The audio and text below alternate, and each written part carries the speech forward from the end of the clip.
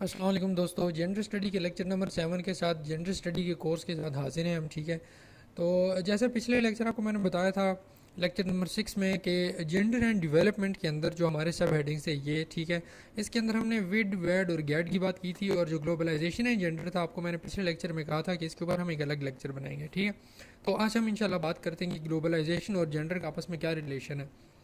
तो दोस्तों, ग्लोबलाइजेशन आपको पता है ग्लोबलाइजेशन का क्या मतलब है, इसके क्या एस्पेक्ट्स हैं, उसमें मैं नहीं जा रहा। बहुत बड़ा टॉपिक है, अगर आप सीएसएस के एस्पिरेंट आपको पता होना चाहिए ग्लोबलाइजेशन की क्या इम्पैक्ट्स हैं। ठीक है, ग्लोबलाइजेशन ने जेंडर को किस तरह इम्पैक्ट किया और जेंडर ने ग्लोबलाइजेशन को किस तरह इम्पैक्ट किया। ठीक है, इस चीज़ को हम लोग थोड़ा सा देखते हैं कि आजकल के दौर में ग्लोबलाइजेशन और जेंडर का क्या मतलब इन दोनों का क्या रिलेशन है, और किस तरह जेंडर ने ग्लोबलाइजेशन को इफेक्ट किया या ग्लोबलाइजेशन ने जेंडर को इफेक्ट किया। ठीक है जी। अब जेंडर के लिए सबसे बड़ी जो बात की थी या सबसे पहले जो आवाज़ उठाई थी या सबसे ज़्यादा जिसने आवाज़ उठाई थी देवर फेमिनिस्ट। ठीक है, वो हम जानते हैं कि फेमिनिस्ट ने सबसे ज़्यादा इनके लिए काम किया है। ठीक है, अब globalisation promised many things to feminist: peace, justice, prosperity, elimination of racism etcetera. अब 20th सेंचुरी में जब भी ग्लोबलाइजेशन जो है वो डेवलप हुई, ठीक है, इसने क्या क्या चीज़ें ऐसी प्रोड्यूस की जिसकी वजह से जेंडर ने भी उन चीज़ों को अडॉप्ट करने की कोशिश की। ठीक है, जेंडर से मुराद मेरा मैन वोमेन, ठीक है, इसके अलावा जो ट्रांसजेंडर जितने भी हमारे पास ग्रुप्स हैं सोशल या जेंडर ग्रुप्स हैं, ठीक है, या जितने भी जेंडर्स हैं हमारे पास सोसाइटी में, सबकी बात कर रहा हूँ। ठीक है, अब एक हल्का सा टच देता हूँ मैं ग्लोबलाइजेशन को। ग्लोबलाइजेशन ने किन किन चीज़ों को चेंज किया देखें। इकोनॉमिक इंस्टीट्यूशंस ग्लोबलाइजेशन ने बनाए, वर्ल्ड ट्रेड ऑर्गेनाइजेशन है, आईएमएफ है, वर्ल्ड बैंक है, ठीक है, ये सारी चीज़ें। इसके बाद ट्रेड की लिबरलाइजेशन की, मतलब है फ्री ट्रेड पॉलिसीज़ बनाई, फॉर एग्जांपल नेफ्टा। ठीक है, नेफ्टा क्या है, बहुत इंपॉर्टेंट है। ठीक है, नेफ्टा क्या है ये आपने मुझे कमेंट सेक्शन में बताना है। ठीक है, व्हाट इज़ नेफ्टा। ठीक है, व्हाट इज़ नेफ्टा ये आपने मुझे कमेंट सेक्शन में बताना है। इसके बाद हमारे पास है प्राइवेटाइजेशन ऑफ पब्लिक एसेट्स। ठीक है, पहले जो है वो एसेट्स जो है वो कुछ खास लोगों के पास होते थे, अभी उनकी प्राइवेटाइज कर दिया, पब्लिक एसेट्स को प्राइवेटाइज कर दिया गया। रिस्ट्रिक्शंस ऑन इमिग्रेशन जो है वो रिड्यूस हो गई हैं। ठीक है, पहले इमिग्रेशन के बहुत सारे मसाइल होते थे, एक मुल्क से दूसरे मुल्क में जाते थे, बड़े मसाइल का शिकार होते थे लोग, लेकिन ग्लोबलाइजेशन की वजह से ये चीज़ें जो हैं वो रिस्ट्रिक्शन जो है वो कम हो गई हैं अब। लेकिन इन सब के बावजूद जो है फेमिनिस्ट क्या कहते हैं, feminist insist it should be understood in terms of the effect of global economic and its effect on women. वो ये कहते हैं कि जितनी भी चीज़ें आपने ऊपर बताई हैं इन सब के वुमेन के ऊपर क्या इफेक्ट हुए हैं या जेंडर के ऊपर क्या इफेक्ट हुए हैं in the terms of global economic. ठीक है, ग्लोबल इकोनॉमी के अंदर इन सब चीज़ों ने, ग्लोबलाइजेशन की इन तमाम पॉइंट्स ने वुमेन को या ख़ास तौर पे जेंडर को किस तरह इफेक्ट किया है, ये चीज़ जो है वो आप अंडरस्टैंड करें।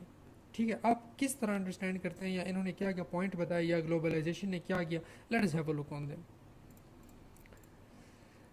अच्छा जी, the world development report draws attention to the strong reaction provoked by globalisation both positive and negative. जैसे आपको मैंने बताया कि ग्लोबलाइजेशन के पॉजिटिव और नेगेटिव दोनों इफेक्ट्स हैं, बिल्कुल इसी तरह इसने जेंडर को भी बहुत ज़्यादा जो है वो मुतासिर किया। According to the world bank report, globalisation is praised for the opportunity it brings such as access to the markets and technology transfer, but it also feared and condemned because of the instability and risk that can accompany it. ठीक है, अब globalisation जैसे मैं बता रहा हूँ, world bank की report है। ठीक है, ग्लोबलाइजेशन आप गूगल पर सर्च भी करेंगे world bank report on globalisation, इसके अंदर आपको तमाम वो चीज़ें नज़र आ जाएंगी कि ग्लोबलाइजेशन ने किस तरह टेक्नोलॉजी और जो फ्री ट्रेड है इन चीज़ों को प्रमोट किया, लेकिन इनकी वजह से क्या क्या मसाइल पेश आए वो भी वहाँ पर गिवन है। लेकिन हम लोग बात करते हैं in terms of gender. So सबसे पहले मैं बात करूँगा the feminisation of the labour force. Feminisation of the labour force क्या है, इस वर्ड में आप गौर करें।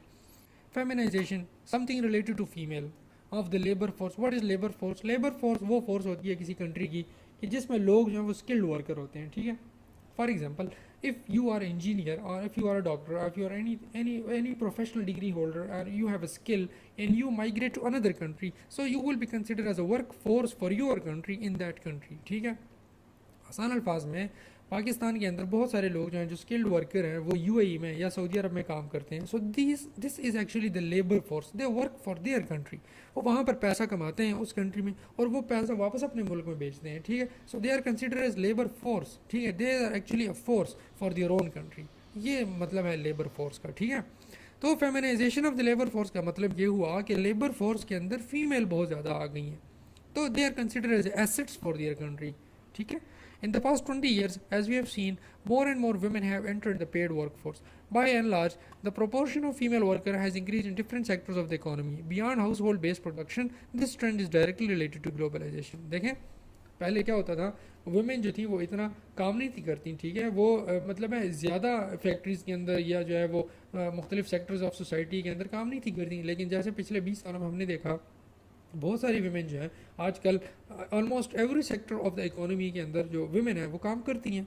सो why is this? So this is due to globalisation. ठीक है, ग्लोबलाइजेशन ने आपको इंटरनेट दिया, ग्लोबलाइजेशन ने आपको तमाम की तमाम अपॉर्चुनिटीज़ दी, ग्लोबलाइजेशन ने ही आपको इस काबिल बनाया कि आप मुख्तलिफ जगहों पे अपने मुल्क में नहीं तो मुख्तलिफ कंट्रीज़ में जाकर अप्लाई करें, स्कॉलरशिप पे जाएँ, पढ़ें. ये तमाम जो चीज़ें हैं ये क्या है, ये ग्लोबलाइजेशन ने आपको फराहम की.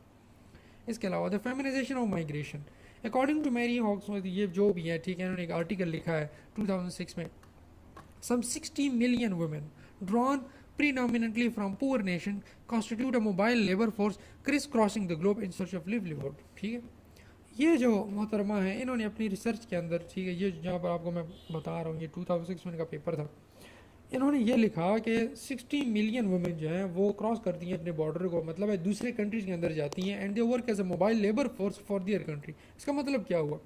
This mass migration has become essential to the economies of certain countries like the Philippines, where remittances from overseas workers contribute the payment of the country's debt. देखें, जो साउथ ईस्ट एशियन कंट्रीज़ हैं जैसे कि Philippines है, Indonesia है, ठीक है, इस तरह, और जो आप आते हैं जी थाईलैंड है, इन कंट्रीज़ की जो वीमेन है, जो लेडीज़ हैं, वो बहुत ज़्यादा, अगर आप किसी और मुल्क के अंदर गए हो तो आपने फील किया होगा कि ये जो इन कंट्रीज़ की जो ख़वातीन हैं वो बहुत ज़्यादा वहाँ पर काम करती हैं, ठीक है, इनका लेबर फोर्स बहुत ज़्यादा है. ठीक है, तो जैसे कि मैं बता रहा था, माइग्रेशन के थ्रू ये जाती हैं, ग्लोबलाइज होती हैं दूसरे कंट्री के अंदर, फिर वहाँ पर एज ए लेबर फोर्स काम करती हैं, और वहाँ से जो ये पैसा कमाती हैं वो अपने मुल्क को बेचती है, ठीक है, और अपने मुल्क जो उनका जो अपना मुल्क है, ठीक है, वो क्या करते हैं, उन्हीं के पैसों से रिमिटेंसेस जो वो भेजते हैं, ठीक है, उन्हीं के पैसों से अपने मुल्क के डेट्स पूरे करते हैं. सेम इसे कहते हैं पाकिस्तान, बट पाकिस्तान के अंदर हमारे ज़्यादातर जो लेबर फोर्स है वो मेल है, दे आर नॉट फीमेल.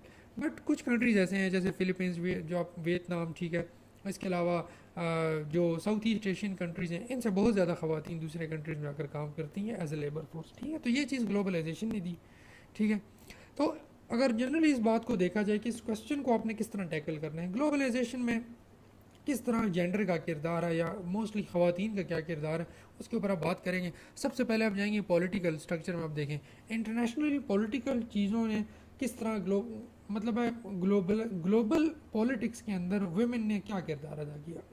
ठीक है, जैसे आप देखते होते हैं जो स्विट्ज़रलैंड के अंदर, मेरा ख्याल न्यूजीलैंड के अंदर आपने देखा था जब वो अटैक हुए थे, ठीक है, वो मस्जिद के ऊपर, तो उनकी जो प्राइम मिनिस्टर थी वो आई थी सामने और उन्होंने कहा था कि ऐसा नहीं, ऐसा होना चाहिए, इनको सज़ा देनी चाहिए. ठीक है, और वो एक एज अ पॉलिटिकल लीडर के तौर पर वो सामने आई. ठीक है, और पूरी दुनिया ने उनका मैसेज जो है वो बहुत ज़्यादा प्रमोट किया और उनको लाइक किया गया. ठीक है, तो ये पॉलिटिक्स के अंदर है ना. अब इकॉनमी की मिसाल आपको मैंने दे दी, बहुत सारी कंट्रीज़ की जो औरतें हैं वो दूसरे कंट्रीज़ में जाकर काम करती हैं as a labour. For society के अंदर आपका क्या है, मतलब सोशल लाइफ उनकी कितनी ज़्यादा चेंज हुई है. आप इंटरनेट को यूज़ करते हैं, इंटरनेट के ऊपर कितनी अपॉर्चुनिटीज़ आपको मिलती हैं. फ्रीलांसिंग, ठीक है, फ्रीलांसिंग क्या है, ग्लोबलाइजेशन की वजह से तो सोसाइटी के अंदर आपकी पावर्टी ख़त्म हो रही है. ठीक है, वुमेन एम्पावर हो रही है. ठीक है, सोसाइटी पे क्या है, कल्चरल डाइवर्सिटी के अंदर आपको पता है मॉडर्नाइजेशन आती है. ठीक है, ग्लोबलाइजेशन की वजह से कल्चरल डाइवर्सिटी पैदा होती है और वुमेन जो है वो एक कल्चर से मुतासिर होकर वही चीज़ अपने कल्चर के अंदर अडॉप्ट करने की कोशिश करती है.